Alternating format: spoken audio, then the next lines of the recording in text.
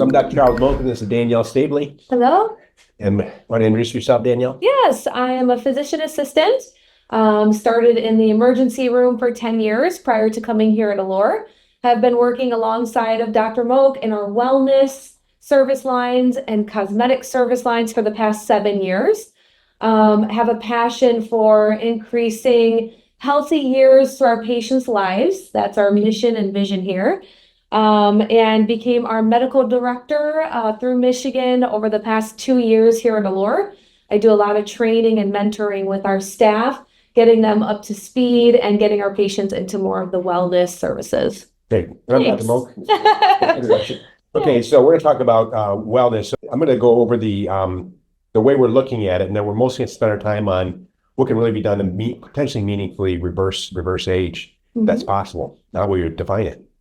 So step one is the basic health care. You're going to be taking care of yourself, exercising, eating health, maybe have some wellness things such as sauna, taking some supplements. That's stuff that you're doing now. And then after that comes some regenerative things such as, we've done stem cell therapy. We try to reverse sleep apnea, we reverse circulation problems. We restore people's basically their hormones, and we work on weight loss. So that's all regenerative. Then there's don't die of anything unexpected, such as cardiovascular, you include a stroke and a heart attack, cancer and neurocognitive decline. I've done podcasts on that, how we screen for these things. And the next level we're talking about today is how do we measure and reverse age. So we measure age in various ways. So for heart age, we can measure your own arterial stiffness or amount of plaque compared to other people of your sex, your race, your age. So if you're 50 years old and your heart looks like you're a 50-year-old white female, and your cardiovascular system looks like a 60-year-old white female, we know that you're more likely to have a heart attack in the next 10 or 20 years. We can also measure the plaque burden. And we actually give you a score. You have a 60-year-old heart. Brain, same thing. We can do neuroquantitative imaging on how old is your brain versus your peers. We can also do something called biologic age, which is where they do several chemistries. You do about 40 chemistries, and they see where your chemistries align with other people in your age. And then we have something called epigenetic age, which is where we look at there's methyl groups put on the C part of your DNA. And every year we add a certain number of methyl groups, and there's a clock that records when we probably will die. We start seeing it if people age from when they're an embryo. So if somebody's going to live to be 100, when they're 80, their genes were aging slower than somebody lived to be 50. Okay.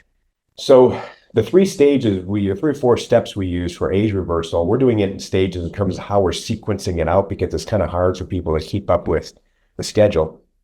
And I'm assuming that you're doing all the anti-aging stuff and the wellness things, and you're seeing a doctor, maybe even a functional medicine doctor. And this is somebody who wants to reverse potentially their genetic age and their biologic age. So step one is going to be involving what's called a senolytic drug. And these are drugs that kill off old cells in your body. There's a drug therapy for that. Part of that same step is you taking medications or molecules that turn on genes that slow down aging. One of the genes is called AMPK, another one is called sirtuin. And the molecules you could use to turn those switches off. And there's another genetic pathway called mTOR that when it's turned on, we age faster. So we want to inhibit that. And then we have a thymus gland, which sits behind our breastbone, and it makes our T cells. And these are a part of immunity that helps protect us against cancer and aging. And we use a drug, an injection for that to restore the thymus gland. You want to talk about your typical patient who's kind of starting on this voyage and they're already doing stuff like HRT and stuff? Most of our patients that come in, they've been with us for a little bit. We educate them on all the services that we offer. They're already doing some hormone replacement, weight loss. They want to feel good on the outside, also on the inside. They want to have a little more energy. They want to live longer. They want to be there for their kids, be able to golf, do things as we age and sometimes start feeling a little bit of joint aches. They just want to live longer, look better, feel better. So those patients, they're already optimizing that kind of baseline wellness level that you're talking about, and then they want to move to the next step and be around longer. So when that happens, I talk about, let's check your genetic age. Let's see where you're at now. And our goal is to do some things to make us reverse that age or get a little bit younger. I'm sure you've talked about how you reversed your cardiac age 16 years, how you've reversed your brain age as well. So we still tell some of these success stories, and a lot of people don't realize that there are things out there to help them live longer. And it's our job to educate them that there are some things. It's kind of on the forefront. You're so innovative and constantly above on the studies. And now I get to let them know what we do. So I check their genetic age, see where they're at. You can go online, the My DNA age, like you said, it runs about $299. Get it in the mail. It's a little pink finger stick. Ship it off to the lab. Takes about 6 weeks to come back. And then in the meantime, I'll start them on the senolytic drugs, like you talked about. So that's kind of phase one is the senolytic drugs. I give them, Dig into that a little bit. Yeah. So you're talking about the clinical side. I'll talk about the scientific side a little bit. Mhm. So we have a pathway that basically protects us against cancer, and it's called senescence. So cells reproduce, and we have cells that last a long time in our body, such as our brain cells. Fat cells maybe last 5 to 7 years, brain cells a little longer. Our red blood cells maybe 120 days. The lining of our mouth maybe 15 days. So the cells are turning over and being replaced by stem cells. But as these cells are turning over and over and over again, eventually some copy errors can occur. So the Xerox copy of one cell to another, there's an error in it. When that happens, the cell's programmed to stop growing, stop reproducing, just lay there and wait to get killed off by your body's system called autophagy, auto-eating. And when you're 18 years old and you go to sleep at night, you stop eating between, say, 10 p.m. and 6 a.m., and your body is triggered to go through autophagy, and it goes up and cleans up those cells. When you're 50, it doesn't happen at night. It might take 2 or 3 days of fasting. That's why you hear about intermittent fasting, which we're not doing. So these cells that are senescent start building up in our body, and that's what leads to arthritis, heart failure, degeneration of kidneys, older skin. And senescent senolytic drugs are actually based on chemotherapy drugs because, again, this is part of cancer. And it's selectively killing off those cells that are mutated and just kind of laying there.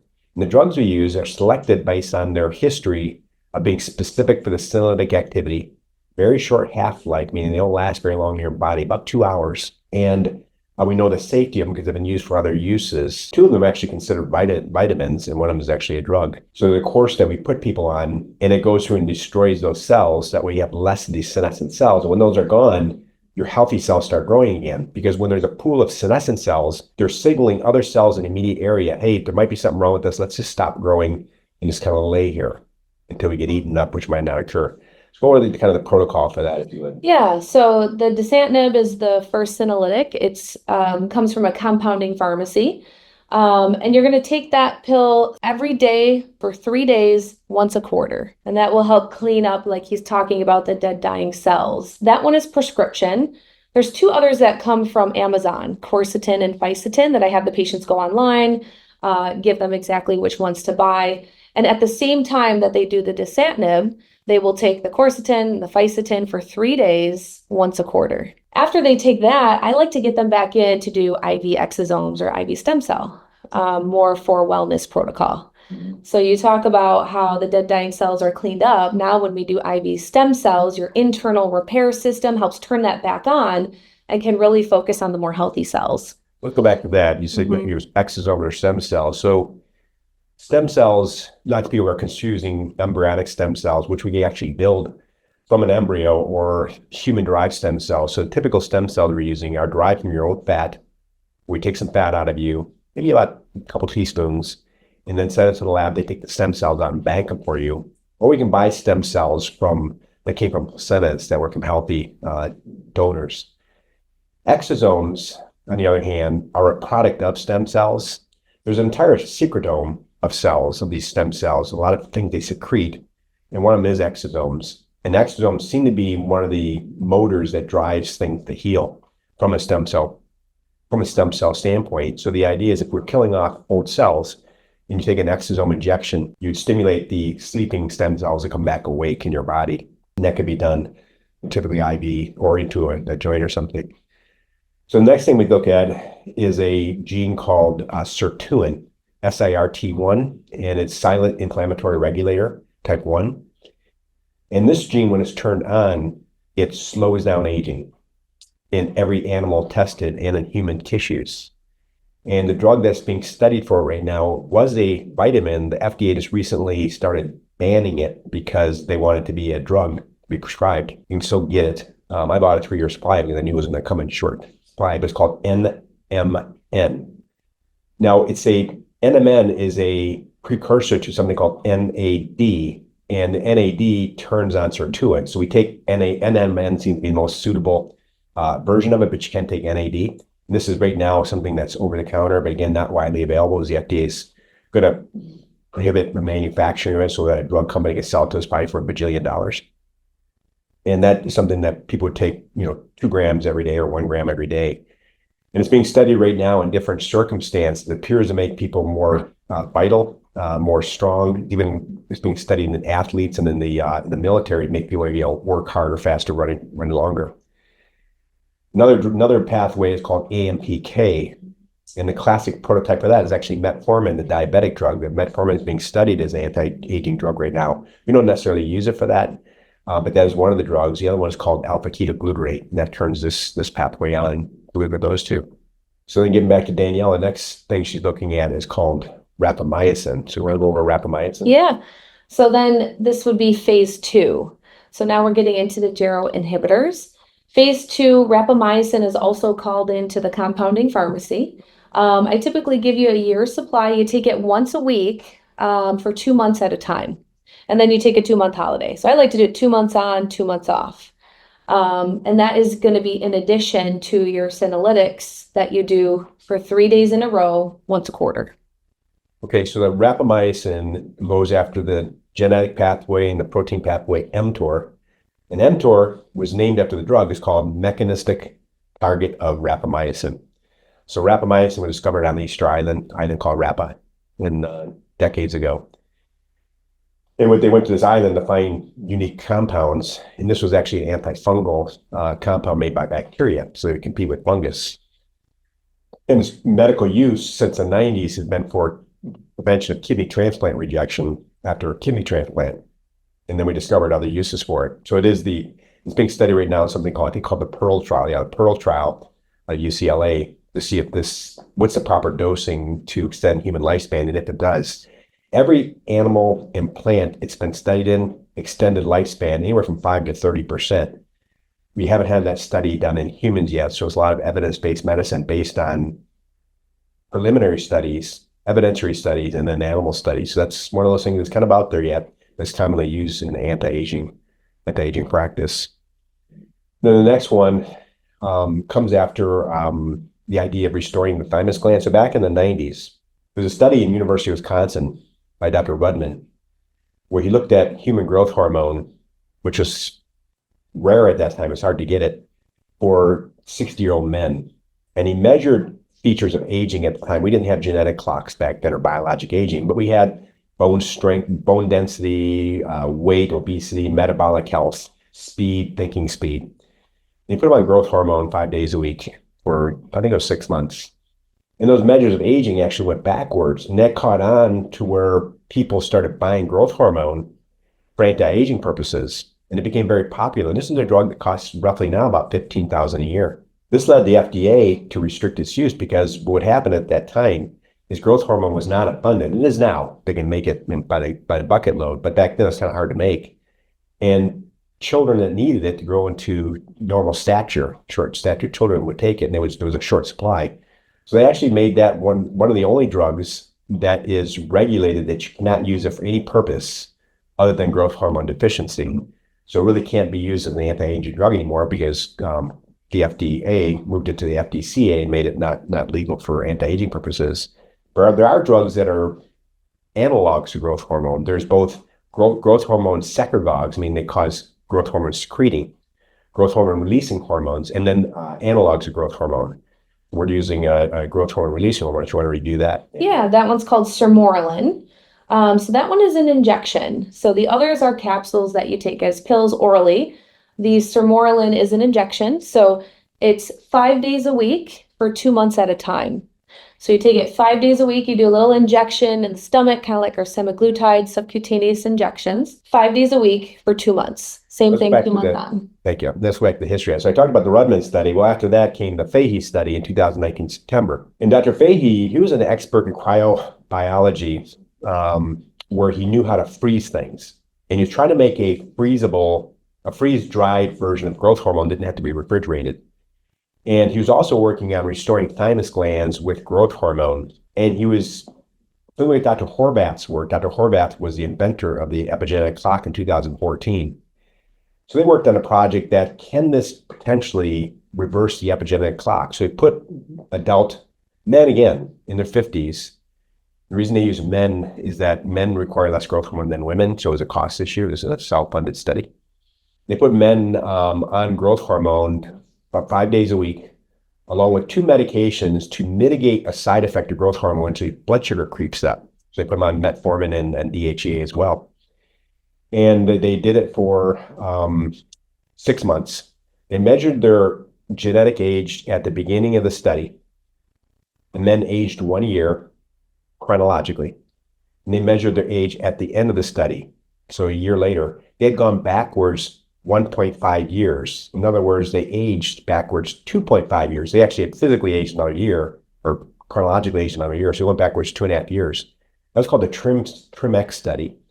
There's another TRIMX study going on right now. They have opened up to women. It's ongoing. It is self-funded. So if you enter it, you can ask to enter it, and they get paid for the medicine. It can cost you about $20,000 a year, but this is not practical. And again, they're under an FDA review process where they can do this in the study. We're not using growth hormone because of because it's been banned by our government. Again, for another reason, maybe it doesn't make any sense. And the government doesn't even recognize aging as a disease. That's something that right now there's a big study called the TAME trial, where they're trying to demonstrate to the FDA that aging is in fact should be considered a disease if we can modify it. So that's ongoing. So kind of wrapping that up, we go through the wellness is assumed. We're not going to treat somebody that's not already working on their health, working on their weight, working on their exercise. They've already made sure that they don't have some disease of their heart, disease of the brain. They've got cancer going on. Those things need to be addressed very, very first for longevity. So we want to get an ultrasound of the arteries or CAT scan of the arteries to see how old your heart is. We want to make sure you don't have cancer, doing a full body MRI, maybe a liquid biopsy, and then measure the age of the brain, which we have available now in Michigan for the first time. It's called NeuroQuant through bionic imaging in Southfield. And then after that, we address one that we need to do some issue with the joints. We know if somebody has one joint arthritis that impairs mobility in their normal weight, they lose 1.8 healthy years of life. And they're overweight and have one joint, it's 3.6 years. So obviously we want to fix that. If they have sleep apnea and their score is over 30, we know their lifespan is shortened by 6.4 years. So we want to fix that. If they have venous stasis, which is a circulation problem, we can check that with this visual or an ultrasound. We want to make sure we fix that because that has an impact on longevity. So we want to do all that stuff first. But then when you start rolling the clock backwards, we're doing other things. And Danielle, I presented my personal history before. So I started this journey in 2017. In 2017, I was 53, 61 now. So it was before my birthday. And I decided that in order to accomplish things in my life I needed to accomplish, I needed 400 quarters, which is 100 years. So I set my leave the earth day at 153. And I had to backwards engineer how to make it happen. So at that time, genetic clocks weren't widely available. Some of these things were new. So I had to learn it. Started going all over the country, even outside of the country, to figure out what people are doing to measure age and reverse it. And I have in my family heart disease, where the men died young of heart disease. My dad had his first stroke at 44, his bypass at 45, and I had the heart attack gene. I have the heart attack gene. And I had a little bit of atherosclerosis, probably from a period when I was ill 10 years, but I had something going on in my life. And my heart age was 2 years older than me. So I did an aggressive intervention. I saw Joel Kahn in Bingham Farms here in Michigan, and he worked with me to get my cardiac age reversed and went from 2 years older than me to 14 years younger. So I changed it 16 years. Then I measured my brain age at the Health Nucleus in San Diego. It's Peter Diamandis' company. And it's kind of related to Fountain Life right now. You might have heard of Fountain Life. He's in that with Tony Robbins now. So I measured my brain age, and my brain age was at the 88 percentile for my age, which is good. The higher number is better. I did a 1-year intervention to reverse my brain age, so my mother had Alzheimer's.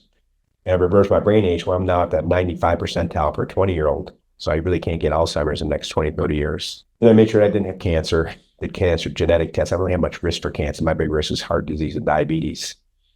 I looked at my bone age. My bones were in good age, but right now my bone density is at the highest percentile for a 20-year-old. My VO2 max, which is my ability to exert force. That's a device. I would go to Wayne State to myself measure for my baselines. My VO2 max is 51, which is at the 90 percentile for a 30-year-old when I keep it there. And I'm stronger than I ever have been in my life, at least as strong as I was when I was 35, but I really wasn't focusing on strength training then, so I'm actually stronger than I was then. And my biologic age in the last 28 months has aged by 10 months. And my genes are going backwards. And my genetic age was slightly older than I am, and now it's substantially younger. So my genetic age has gone backwards 5 years over a course of a couple of years. And I still have gray hair, still bald, but even in the animal studies, the animals would grow their hair back and their gray would get darkened. We're probably not going to see that in humans. And there's certain things that probably won't change. I'm fortunate not to have arthritis. I did have it in my spine, my neck spine. So I had surgery on that, but my other joints are pretty healthy. So I preventatively do PRP in my joints because I have a genetic risk for knee arthritis. I did my genetic testing. And I'm just trying to stay on top of this because if I want to live to 153 and I'm 61 now, I got a long ways to go, 9 years, and I've got to make sure my teeth are good. I want to eat with my own teeth. I want to be mobile under my own force. I want to be a badass at 100, which means I got to be badass now. Mm-hmm. And that's the game plan. I think we're going to see that one of the biggest industries in healthcare is going to be the ability to live longer. And what I've noticed, the pattern is most people love their money and their things more than themselves. And there's a subset of the population that loves themselves more than their money and things. And those are our patients. They're coming in here to get some cosmetic stuff, but they also want to look better on the inside. I'll give you a classic example. I'll see somebody, I'm on the water, and I'll see somebody with a big boat, sexy, expensive boat, and the engine, maybe the trophy girlfriend, and they're smoking and obese and drinking too much. They love their stuff more than themselves. And they're not gonna live to 100, they're not gonna live to 80. So you put your value, and I'm not saying that's a wrong thing to do, not at all. That's not what I'm doing. I do drive a nice boat, but my wife's doing pretty good. But you say too, some patients, I was talking to my brother actually, I was talking about, do you love your money more than yourself? And he's like, no, but I love my life more than my money. I love my family, more than my money. And I thought that was an interesting perspective too, to think about even yourself. Maybe you would say, I love my life or my family even more than my money. Right. So I want to extend that as long as possible. Exactly. My grandchildren are 11 months and 3 years old, and it'd be nice to see their kids. Yeah. I think it's interesting too how we know, really, you talk about your genetic age. At what age are you going to be diagnosed with heart disease? It's like 40s, 50s, So we know, okay, we got to prevent heart disease. We got to get that CIMT early on. You got to be exercising early on. You got to take care of yourself and eating healthier early on. And then we know with that genetic clock, it's almost like a ticking time bomb. 60s, 70s, you could get cancer. That's what people die of, right? Of cancer at that age. So why not earlier on do that full body MRI and detect if you're going to have a small tumor that is not palpable yet, or do that liquid biopsy early on before you get to that ticking time bomb where cancers are typically diagnosed. And then in your 80s, that's when it's going to be Alzheimer's, dementia. That's what patients are dying of. So why not early on do that neuroquantitative test MRI of the brain and start doing some things early on to help stimulate brain function and prevent Alzheimer's disease? People don't realize that you can actually prevent these things, or we know when they're going to happen. And so when is the time to start doing it? So just a public service announcement, the full body MRI throughout the country, you can get at Prenuvo, and they're changed. So it's Google Prenuvo full body MRI. In Michigan, they can't really open here because Congress does not allow new MRIs. Our state doesn't, but there's a place called Bionic MRI. Dr. Ringwald, who's passed away, he started it.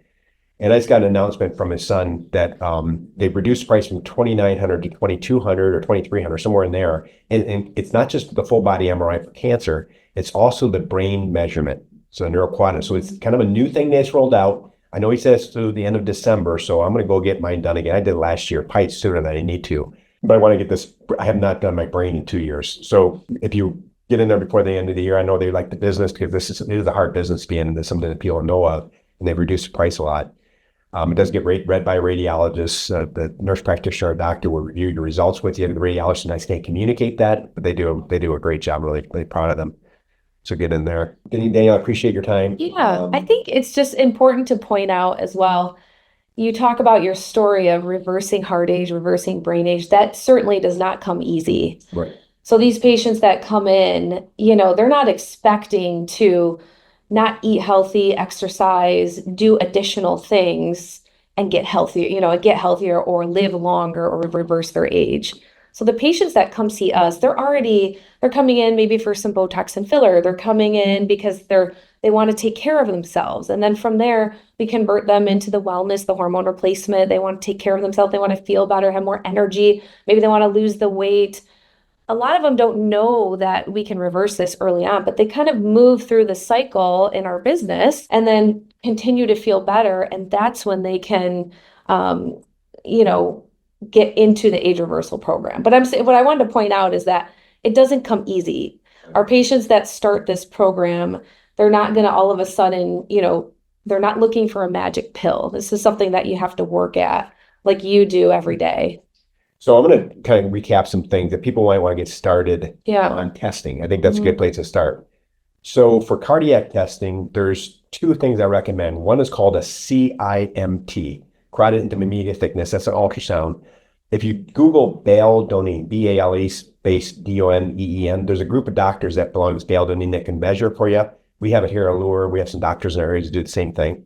Then there's Cleary, C-L-E-E-R-L-Y. There's Cleary centers all over the country. That's a CT scan. It's about $1,500. The ultrasound is about $300. So both are good for the heart. Full body MRI. I talked about Prenovo here in Michigan, Bionic MRI. The testing, we use MyDNAAge, mydnaage.com. There's also TrueAge. Those are both epigenetic tests. And then the biologic age, there's two that I'm familiar with. Now, the biologic age is imperfect. None of these tests are perfect. But there's the Function Health. They're a newer company founded by Dr. Mark Hyman and others. That's $500, and it gives you not only your biologic age, but it also gives you over 100 other chemical markers. And there's one, David Sinclair's company, I think it's called InnerAge.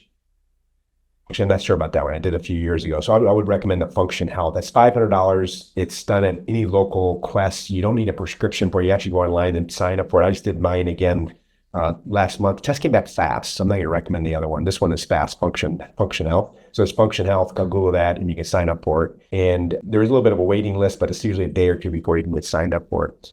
So when you move to the age reversal medications, it's a newer program, so I think the price is really reasonable.